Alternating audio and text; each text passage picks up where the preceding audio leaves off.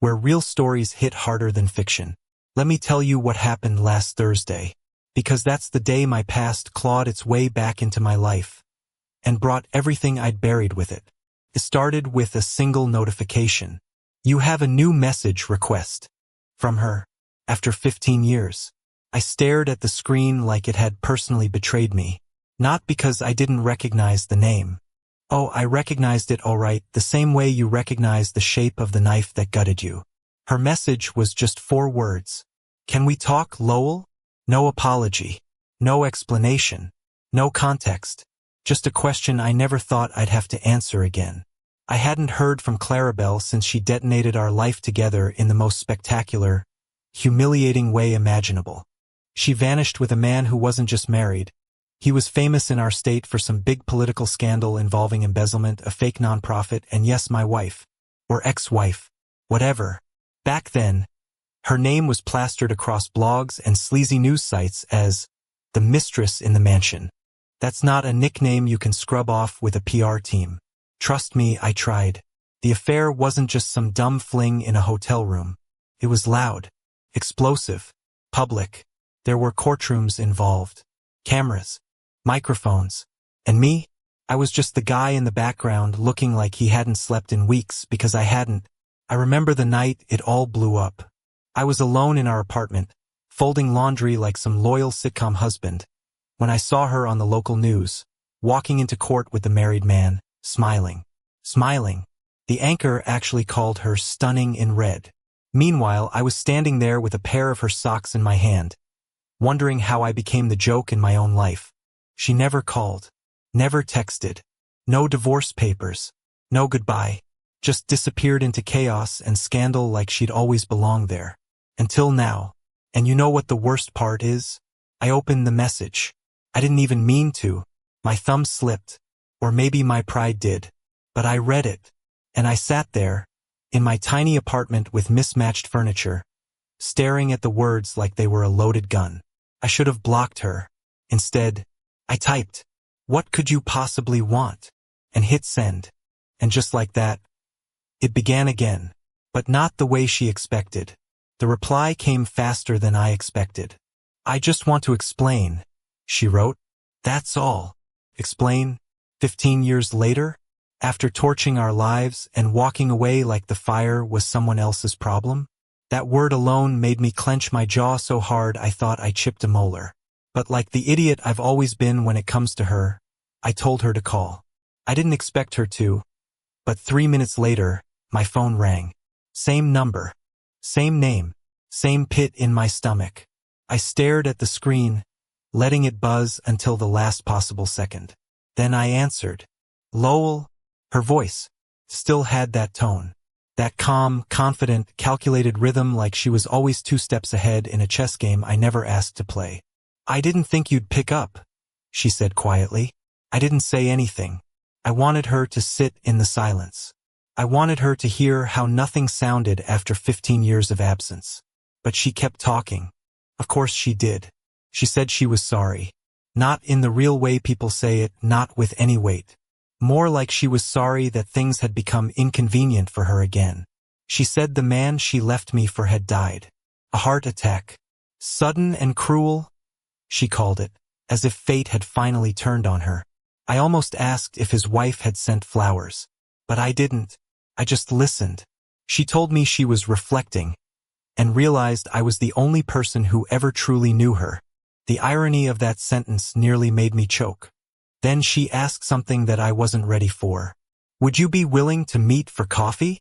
Just like that. Casual. Like we were old co-workers or people who used to carpool.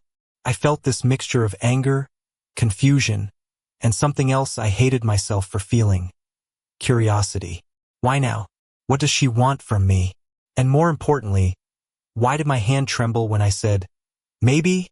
I don't know what kind of person says yes to meeting the woman who detonated his life 15 years ago, but apparently, I'm that kind of person. I didn't even sleep the night before. My stomach felt like it was filled with wet cement. I kept wondering if she'd changed, if she'd look older, if I'd feel anything other than the low-grade shame that had followed me since the day she left. I chose a coffee shop far from downtown. Somewhere quiet, where no one would recognize either of us. I got there 20 minutes early, not because I was eager, because I was scared I'd bail if I waited any longer. She walked in 5 minutes late, like always. Same posture, same walk, same look in her eyes like the room owed her attention. Clarabelle hadn't changed much. Older, sure, but still with that careful polish she always wore like armor. She smiled like this was some kind of reunion special. I didn't smile back. She sat, folded her hands, and started with a joke. I half expected you to throw your coffee at me. I told her I didn't waste caffeine on people who walked out mid-story. Then came the pitch, because that's what it felt like. She said she was rebuilding, that the last few years had broken her in ways she never expected. She'd lost money, friends, her reputation. Apparently, the man she left me for, Walter something, hadn't just cheated on his wife with her. He cheated on Clarabelle too, multiple times, with younger women, assistants, even his own niece's friend. She said it like it hurt, and I wanted to feel sorry for her. But I didn't. All I could think about was how she once told me I was too stable to be exciting. I asked her why she really called me. She didn't answer right away. She stirred her coffee, looked out the window and said, "Because I can't go back and I have no one else to go forward with." That sentence sat between us like a loaded weapon. And suddenly I realized she wasn't asking for forgiveness. She was asking for rescue. I should have walked away when she said those words. I have no one else to go forward with. That wasn't remorse. That was desperation wrapped in sentiment. But I didn't move. I just stared at her while something inside me, something small and pathetic, waited to hear what she'd say next. Clarabelle always had this way of bending her voice, softening her gaze, like she could shape emotion out of thin air. She asked about me, where I lived now, if I ever remarried. I told her no. Her eyes flickered with something. Regret, maybe, or relief. Hard to say. Then she said it. The thing I didn't see coming. I have a son. I blinked. She continued. He's 11. His name's Nolan. There was a pause, a long one. He was Walter's. Or, I thought he was. I didn't understand what she meant, until she pulled out an envelope. A test. Paternity. I didn't even want to look at it. Walter demanded the test after we split. Turns out Nolan's not his. I never thought much of it, but I did the math recently, and I remembered the night, right before everything ended with us. My ears rang. My hands went cold. She was implying something I wasn't ready to process. I stood up, nearly knocking my coffee over. Don't, I said, but she kept talking.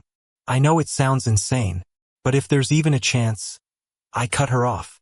You cheated on me, Clarabelle, and then you left me for someone worse. And now you want me to believe that the son you raised with a married man might be mine? Her expression didn't change, just a calm, tired acceptance. I don't want money. I just want you to know. Nolan's been asking about his real father. The word father hit me like a brick. I hadn't been anyone's anything in over a decade. And now she was dropping a child, possibly my child, at my feet like a broken package she couldn't return. And still, somewhere deep inside my hollow chest, something cracked open, because part of me wanted it to be true. I didn't agree to anything that day. I left Clarabelle at the cafe with her untouched coffee and that envelope still sitting between us like it was radioactive. I went home and spent the rest of the night pacing like I was waiting for a bomb to go off. And in a way I was. That test wasn't just paper. It was a matchbook pressed against everything I'd built inside myself to survive her. 3 days passed. I ignored her follow-up texts. I even drafted a message telling her to leave me alone for good. But I didn't send it, because something kept clawing at me. Not curiosity, not hope, just Nolan. That name kept bouncing around in my head.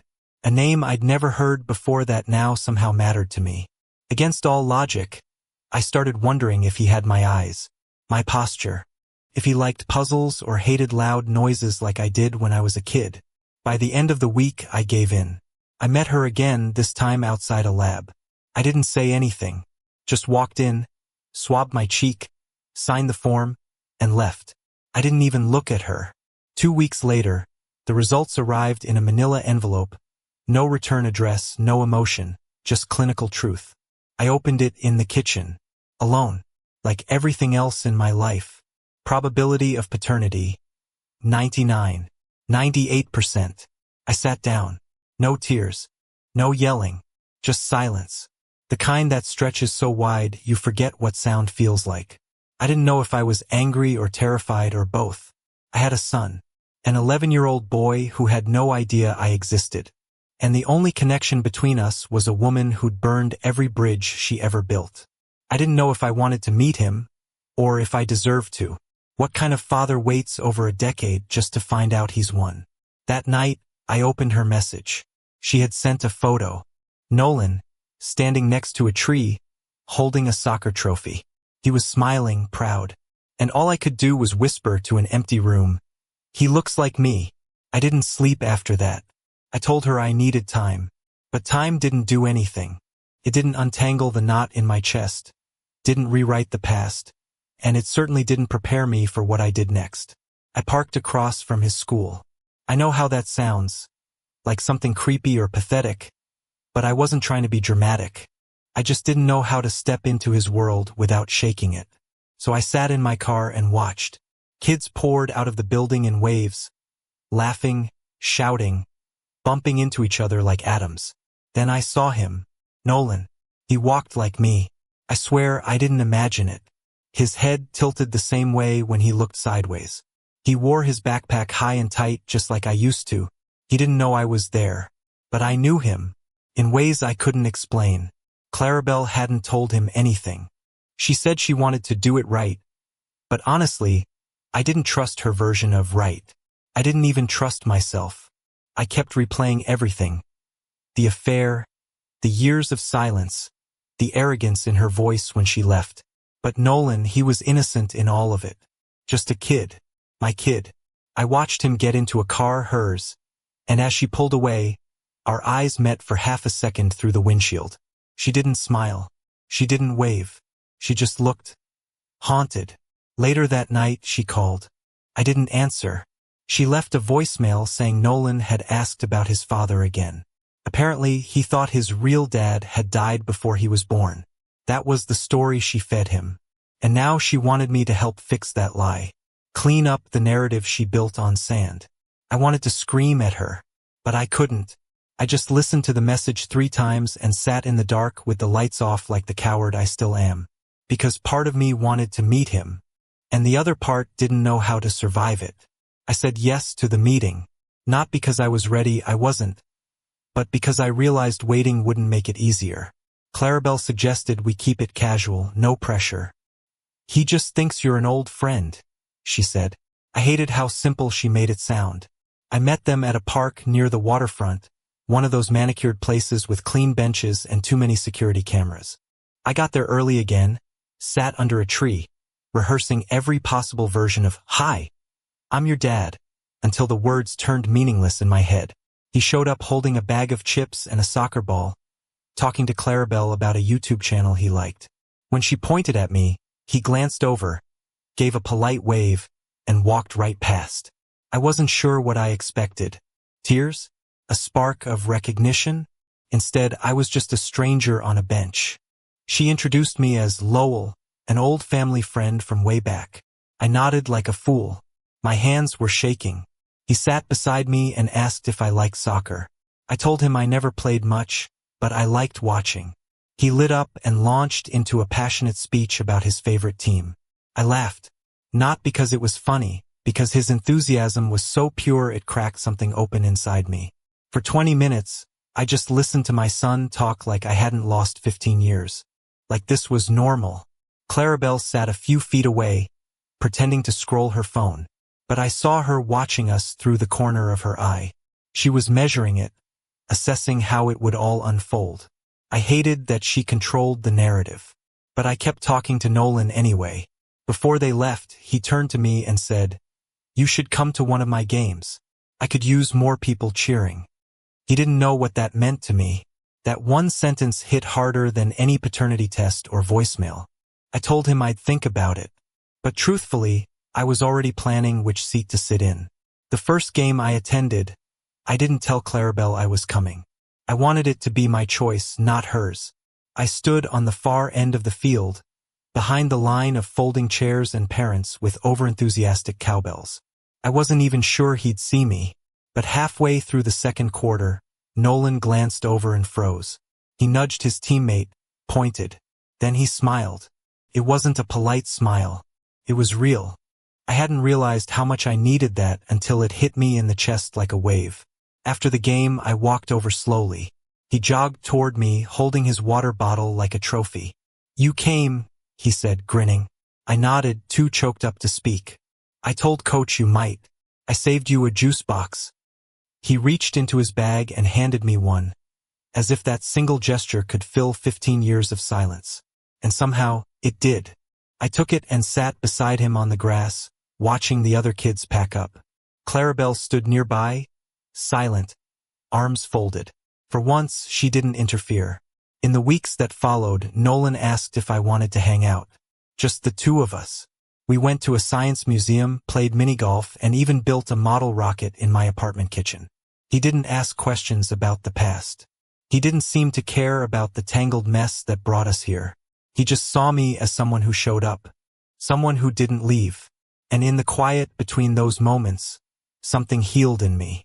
Not all at once, but enough. I still don't forgive Clarabelle, and maybe I never will. But Nolan wasn't part of that wreckage. He was the one good thing that came from it. The one unexpected piece of my life that still made sense. So yeah, 15 years later, I met my son. And somehow, despite everything, it gave me a reason to move forward again.